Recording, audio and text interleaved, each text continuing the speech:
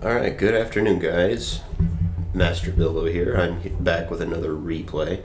If you've been watching the community kind of closely, you might have seen this replay when I was on Scouts of Entertainment's channel doing a stream.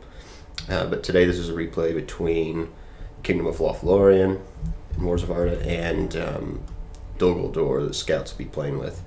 Now, this is just a 1v1, but as you can tell, it's a pretty intense one because it's 20,000 frames. So we'll just go ahead and get started here.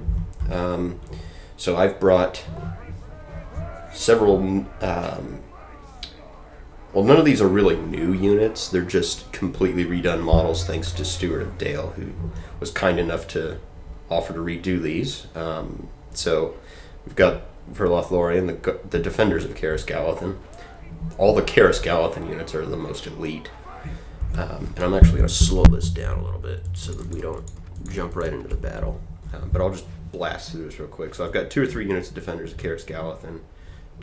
I thought I had 3. No, you can only take 2.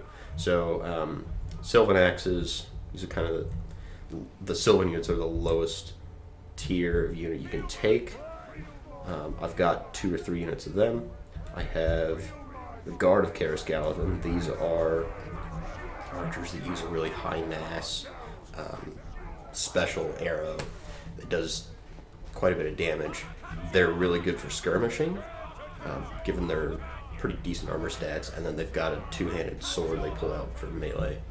So they're a really good unit all around.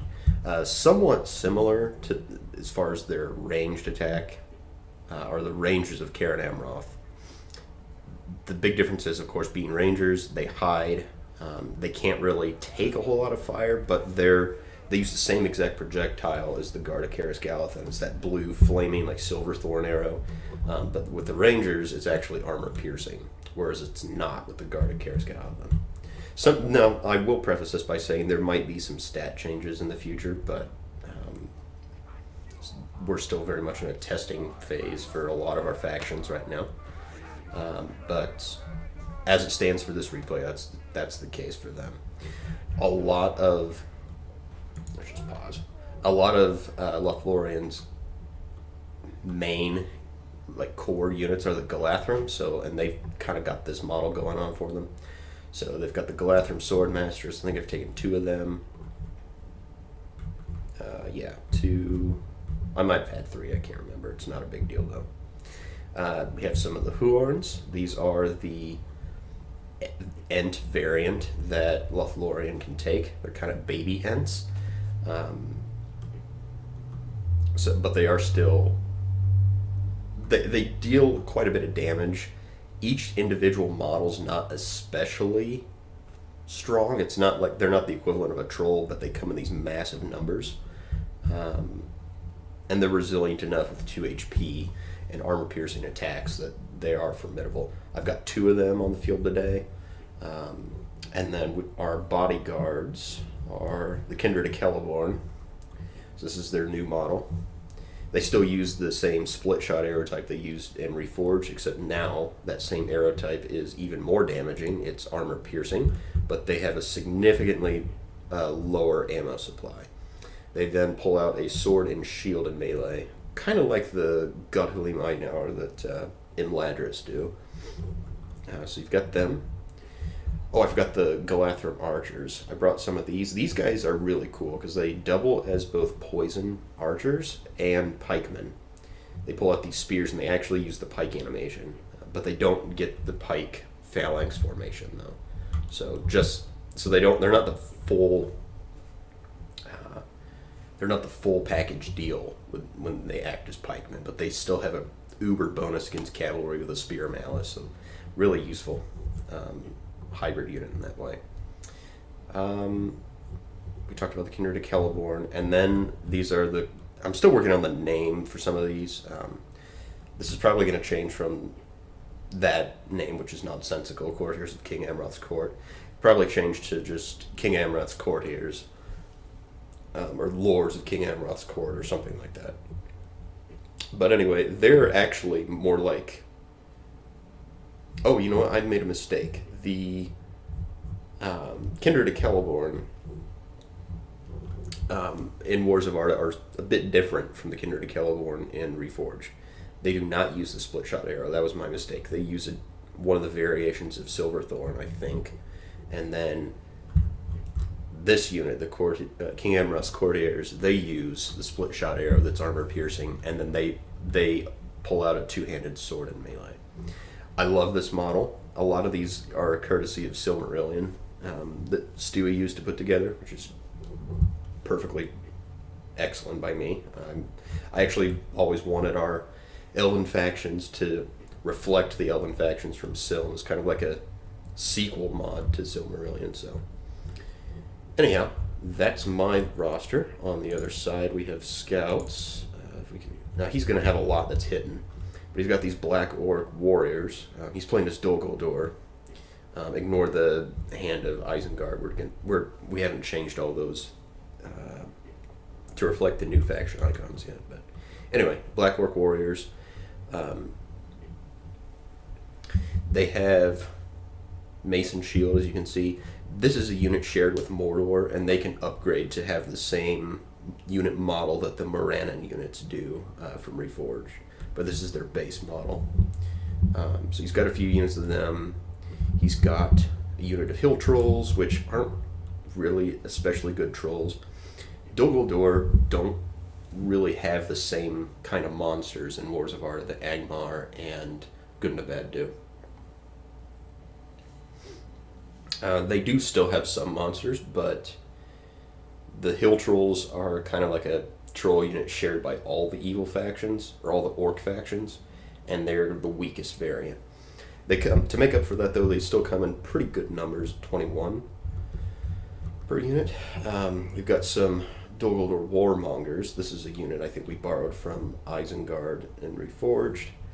I think they were the Cleavers. I really like this model, actually.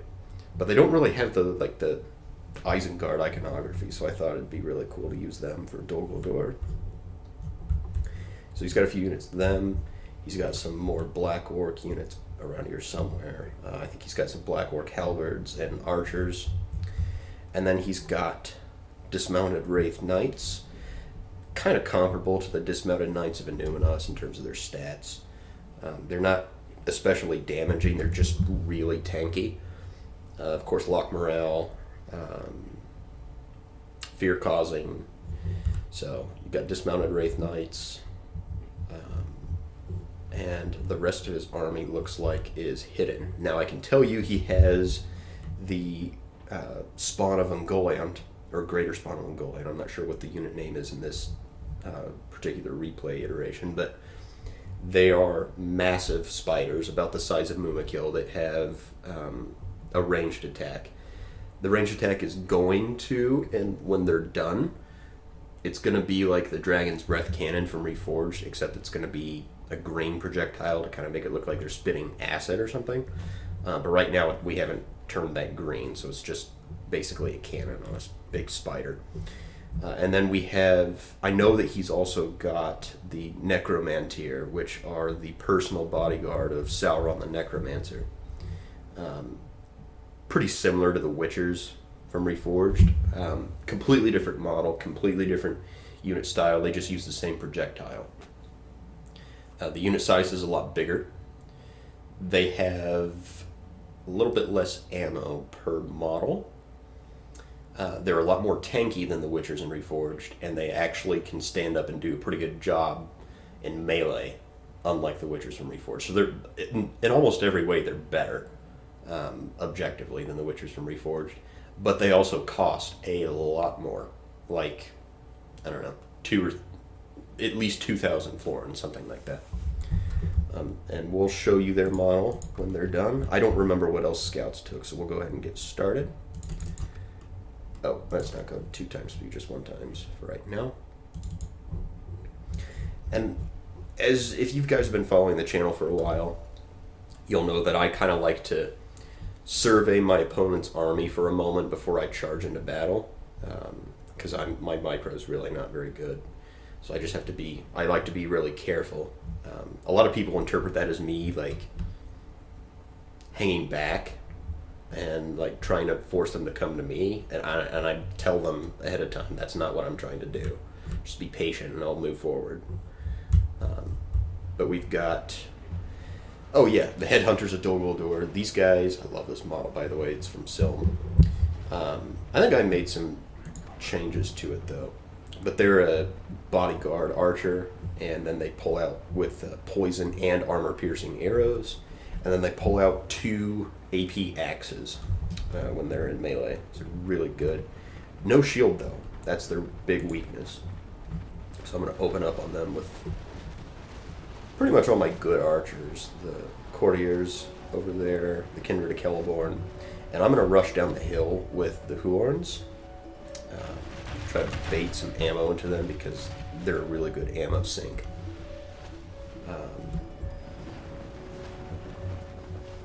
And I also notice he's bringing up the hill trolls, and I'm thinking to myself, I think that the Huorns would be a pretty good counter to them. Even if they don't win, they'll do this a really good exchange.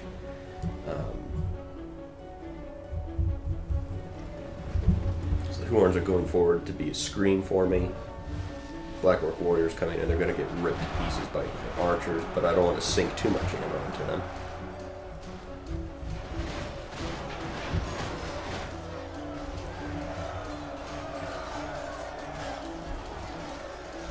So the Huorns will probably actually win this. They'll take a beating. And really, it's not necessarily that I'm getting an amazing exchange. It's just that Scouts isn't really either by having these trolls on. I know I just said kind of the opposite before, but as I've been talking, I was kind of thinking about that some more. See, the trouble is that the advantages that Scouts has with the Hill Trolls, they do a lot more damage, and they're a lot more durable than the Huorns.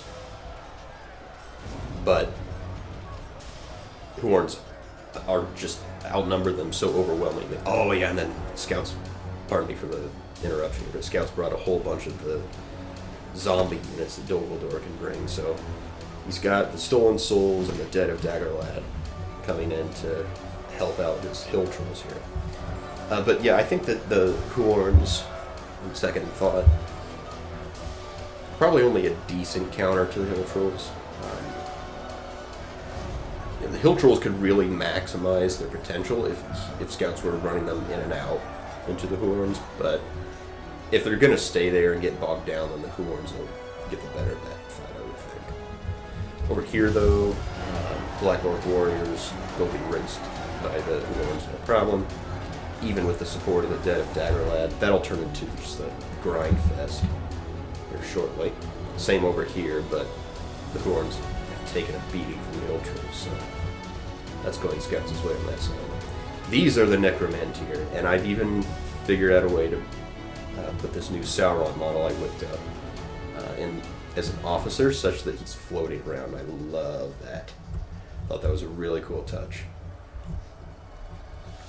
Awesome.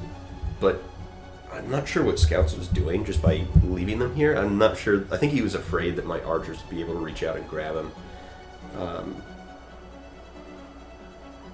And he's not necessarily...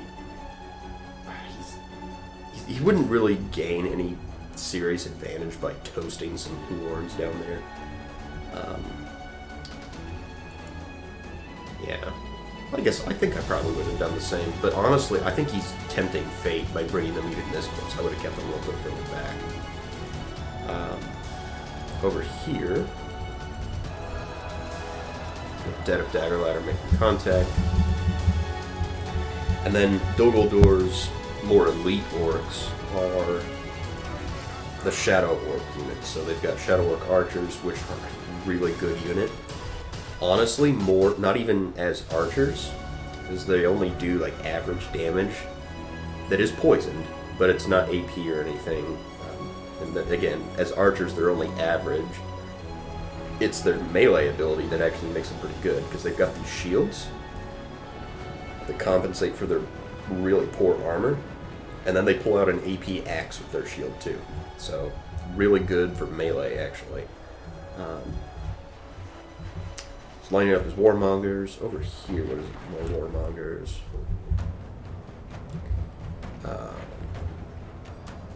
There's more warmongers, yeah. So he's just grinding everything down.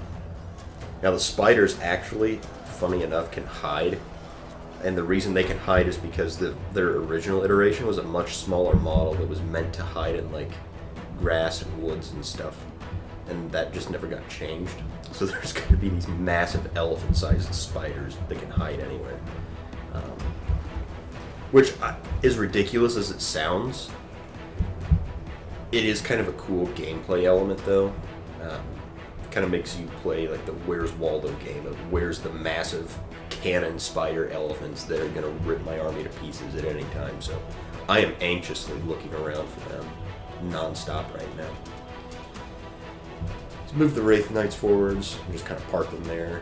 They've got a nice, I think they have a morale bubble, so if you really wanted to take advantage of that, you'd have to move a bit closer, but there's no need to do that.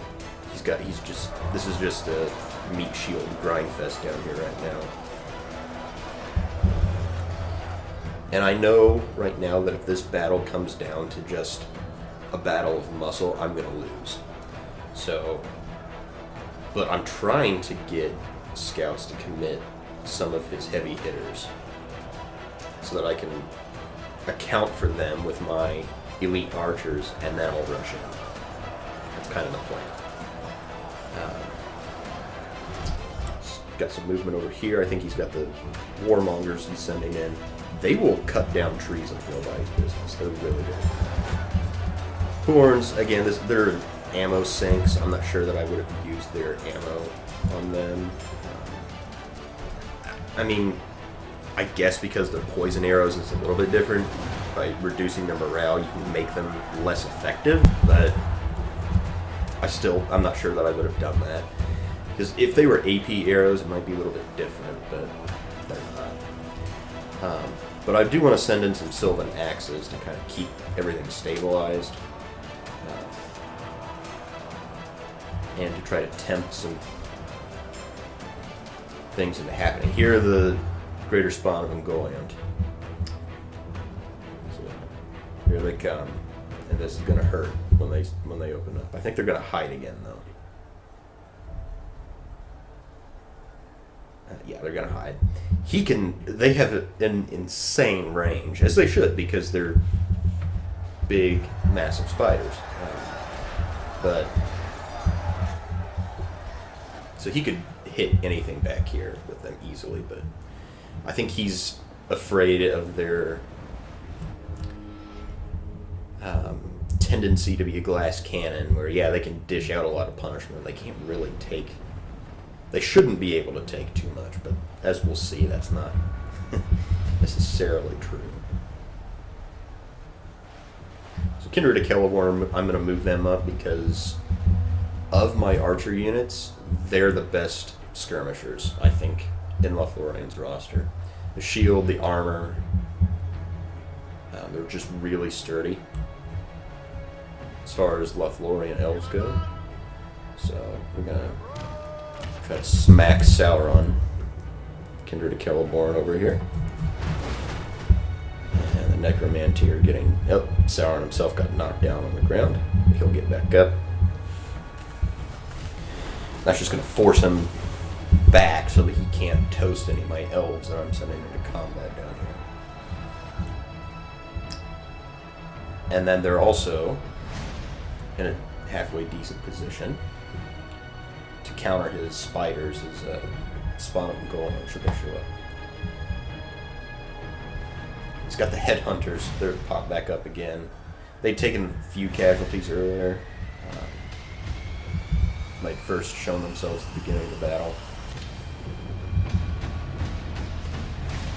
I think he's going to set them up to have a duel with my Kindred of Celeborn, which it's kind of an interesting fight.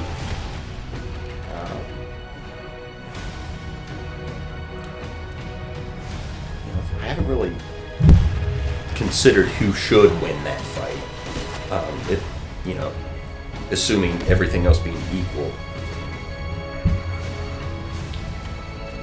I would have thought that the Kindred of Celeborn might just barely edge it out. The thing that makes the Headhunters so dangerous, though, is the armor piercing. But Kindred of Celeborn have pretty good armor to begin with, plus the shield is hitting the front arc of them, so... And they have a shield of like somewhere between 8 to 10, so really solid.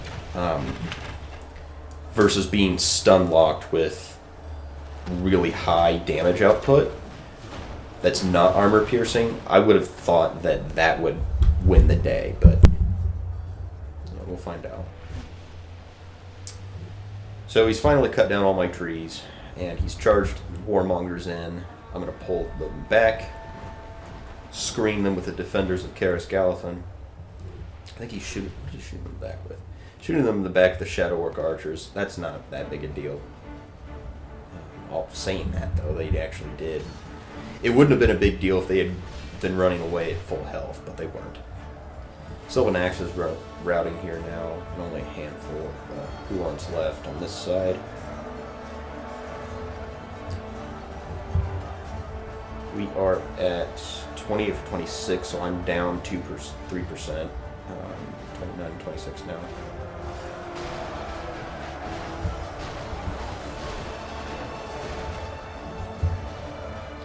I'm opening up on... What was I opening up on? Oh, the Shadow Orc Hunters. Yeah, these guys are actually pretty scary. Similar to the Shadow Orc Archers, except javelins. Yeah, that's going to hurt. Ouch. He's pulling back the Dolour Warmongers, which is clever in a way, because he's going to wrap around and hit my Galathan Swordmasters. Sorry, I missed them, guys.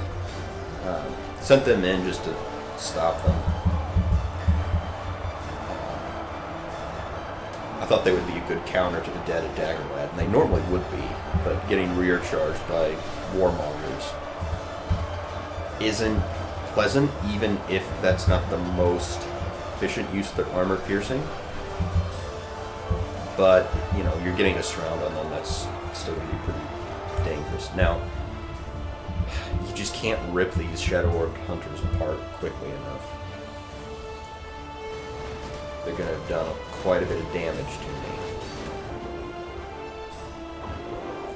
Man, that hurts. And then on this side, he's bringing his other unit of Warmongers in here. I think he's going to side charge the Defenders of Caras Galathan. I think is the intent there.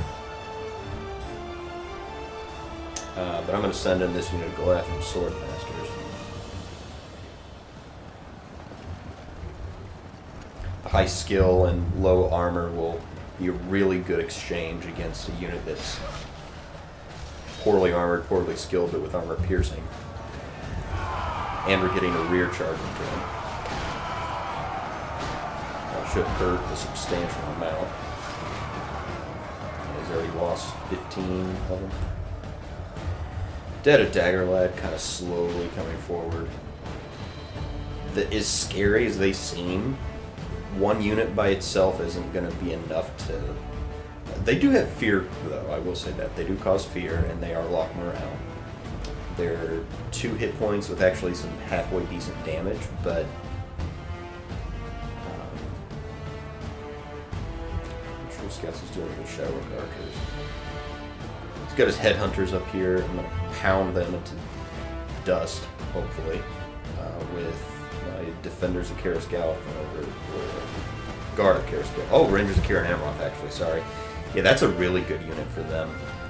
Because not only is it the high mass, stun lock, high damage, it's also armor piercing.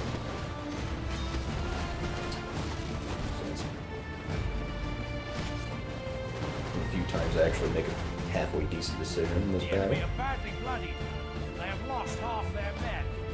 So we're at 45-51. I've turned things around a little bit, but Balance of Power still thinks I'm definitely in the doghouse. Warmongers coming back. I'm not sure what they had done. Must have been... Oh, they must have been chasing those sword masters. We've got a unit of the Guard of Cjbeards that had been suppressing... what? Oh, yeah. Shit. I missed the Necromancer here. This is the price you pay.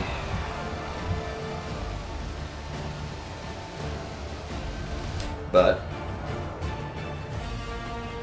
they weren't able to do too much damage before I was able to light them up with the retaliatory fire here.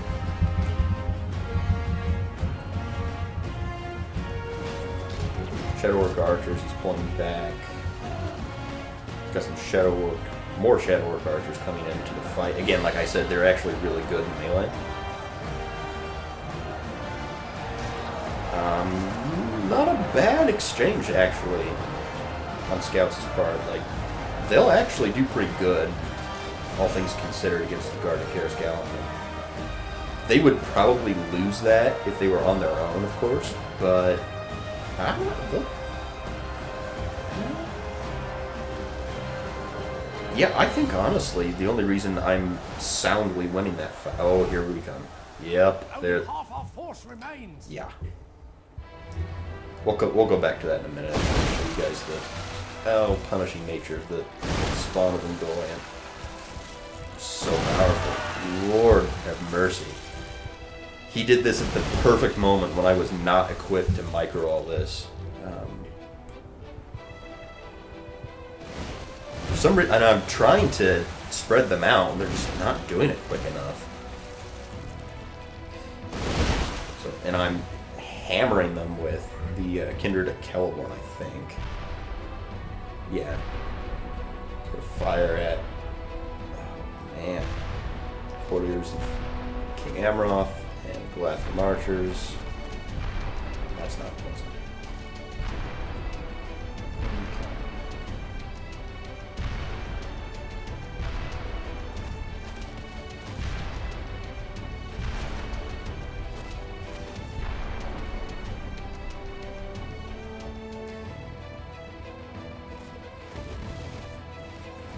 See, look at all these arrows coming into them too, and they're still not... I really needed more than one unit firing at them all at once. He just surprised me with them kind of all at once. In any case, though, we'll see them in action a bit more here soon. Okay.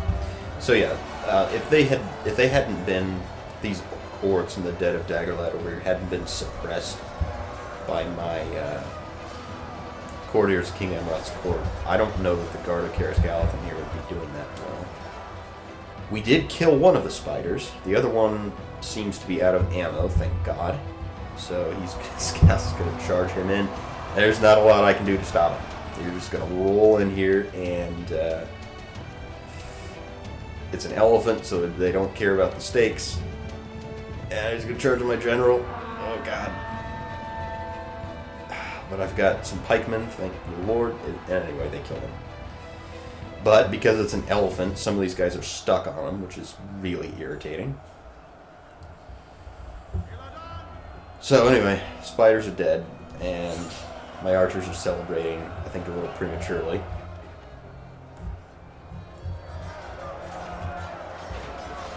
Kindred of Celeborn are going to struggle against all this armor piercing. They would actually hold the line reasonably well. They just got caught out while they had their bows ready. But if they actually start to fight, Defeat seems almost certain. I think some... Well, I'm not sure that I necessarily agree with that, Mr. Announcer Man. I don't think it's quite over for me yet. Lothlorien archers coming in. Out of ammo. They're just poison arrows. They just kind of... I think they fired most of their arrows off pretty early. Now we've got pikes to kind of hold everything back.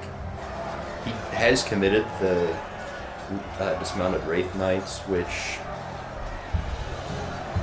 On the one hand, I can appreciate why he keep them back until this point, because it's kind of an ace in the hole, but they could have done a lot more damage earlier on and really turn the screws on me, so to speak. So Necromancer just cannot. They're just so easily countered by the stun lock arrows the Guard of Karis Galathan have.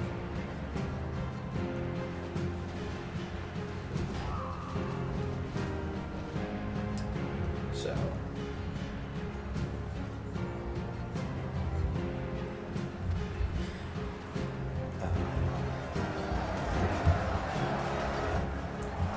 Warmongers is pulled out of combat with the Kindred of Celeborn, confident that the Dead of Daggerlight over there can deal with him. He's come in and charged the Gulathrim archers, which, again, not a bad move, just to get us around, but Gulathrim archers, when they're in melee, actually should be able to hold back something like that, unless if it a side charge they can actually withstand, probably in sufficient numbers. A rear charge would be something different, because then they'd actually have to completely turn their pikes around. So that's what I would advise scouts to do next time, is get all the way around them and then rear charge them.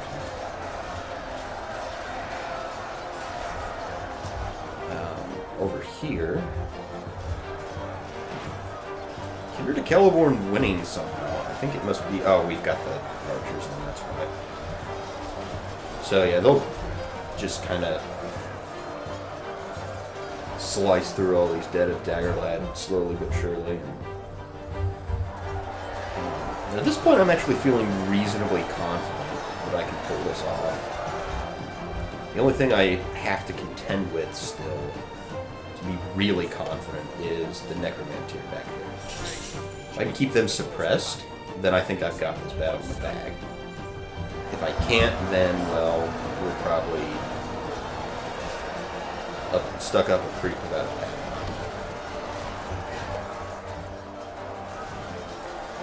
Courtier's up there,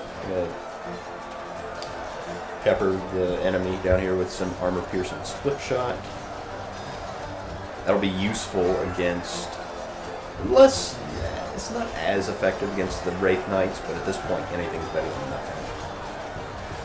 Really, it's going to be effective against the Dead of Daggerlad, or at least it would have been if they had been there in sufficient numbers. I really ought to be targeting the Warmongers, is what I should be doing. Clear out the Gulathrim archers, get them off their backs so that they can focus on the front. So that's a mistake on my part. He's got a handful of headhunters left. I think they still have some ammo. I'm not sure what he's going to do with them. I think I have to change targets now so that they're firing at the Warmongers. And that'll be... Yeah, there we go. It's almost like I know exactly how they think. Only 5 Kindred of Celeborn. I'm not sure how that... Necromancer. Oh, that's beautiful. Ow.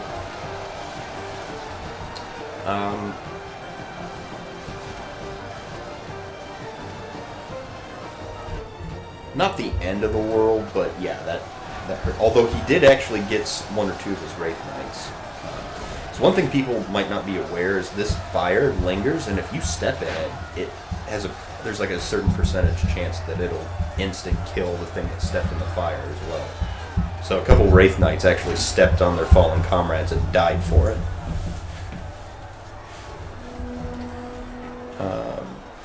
Split shot armor-piercing fire. Now I feel a lot better about using it in this blob here because there's so few of me left. So we're just going to really open up, just rip this to shreds. Now he's... This is probably Scout's fatal error here. I'm not sure that he could have done anything about it necessarily, but he turned his Wraith Knights back to King Amroth's courtiers, so he's not getting the benefit of his shield value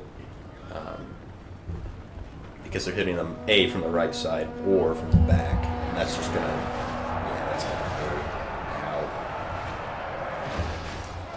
For some reason, I had these guys lined up like this. I'm not sure how I did that, but that was actually probably the best thing I could have done, at least initially, because a lot of these Wraith Knights are going to be piled up with their back facing them. But as these fall, it'll work to Scout's advantage actually, because then I'll have the Guard of Karis Gallathan screaming for them effectively.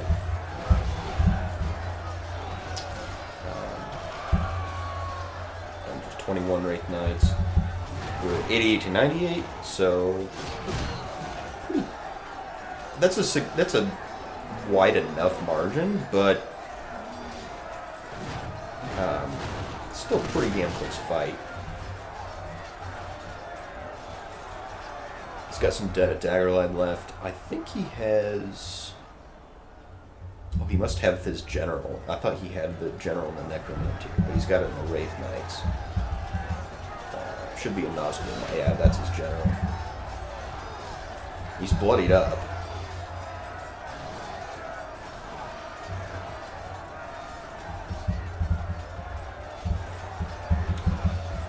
He's got a bunch of Gallathan archers left, basically, with a handful of bodyguards. Bodyguard tier units, I mean. So. And yeah, at this point with the Necromancer gone, there's very little chance that I lose this.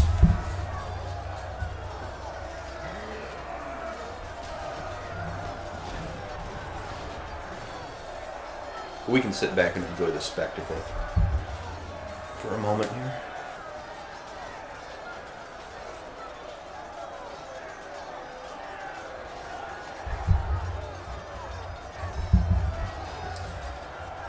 He's got 12 Daggerline left.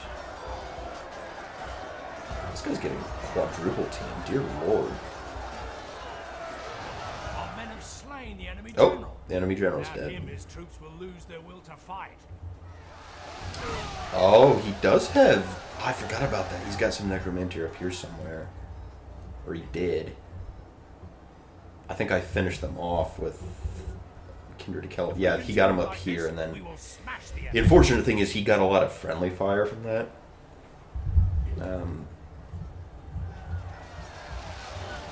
But...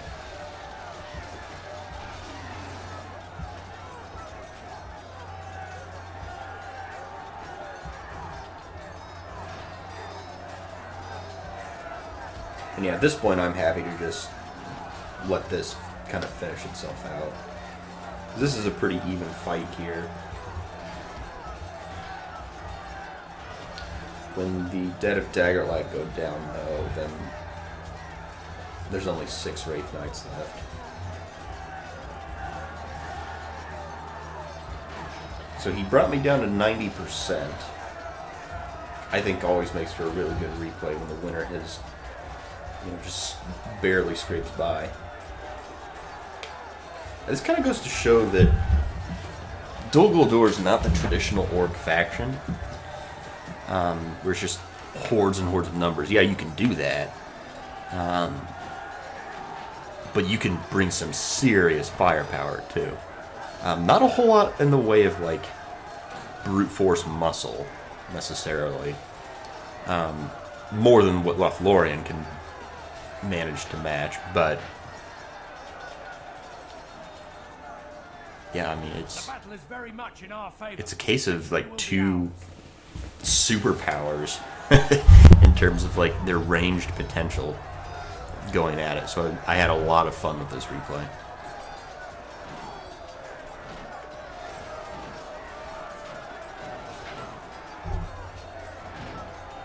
Eight Dead of Daggerlight left. Let's go ahead and just 6 times it.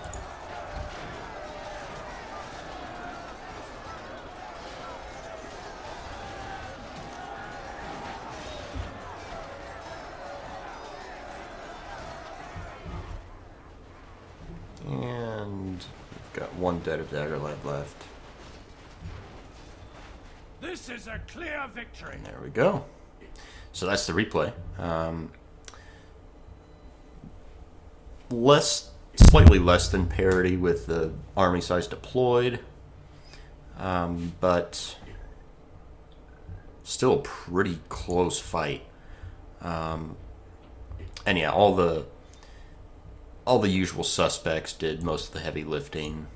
Except for this. I was kind of surprised by this. One of the units, a guard of Karis Galathan, got 300 kills. Not sure which unit that was, and how they managed to do that. Kindred Celeborn really underperformed, though. Must have been because they were just ripped to pieces by the combination of headhunters, the spawn of Ungoliant, and multiple charges from Dol Guldur warmongers. But the courtiers of King Amrot's court, despite taking a beating from the spawn of Ungoliant, still 342 kills. Really happy with that. Most other units got, if you average out the rest, it'd probably be it'd be somewhere around 100 to 110 kills. So I'm pretty happy about that. One of the Huorns, I think this is the one that got charged by the trolls. This is the one that just dealt with orcs all day. So that explains those results. Sylvan Axes, they really were kind of out of their element in this case. I probably shouldn't have taken them. It's kind of in a weird financial spot with my roster here, though. So I thought that armor piercing would be better than more spears. But having said that, I'm not sure that that's true. Anyway, thank you to Scouts for playing this battle with me. I had a lot of fun. I had a lot of fun showing off all the new models. Thank you to the Silmarillion team for allowing us to reuse a lot of these assets. And to everyone who worked on them, you did a great job. Stuart and Dale, you did a really good job recombining a lot of them. And I'm really happy with my team for helping me put this mod together so far. So keep an eye out for new things. We got a lot of new exciting things coming down the pike. I've just been too busy to show them off. So anyway, I've been Master Bilbo, and I hope you guys will join us again for our next adventure. Thank you so much.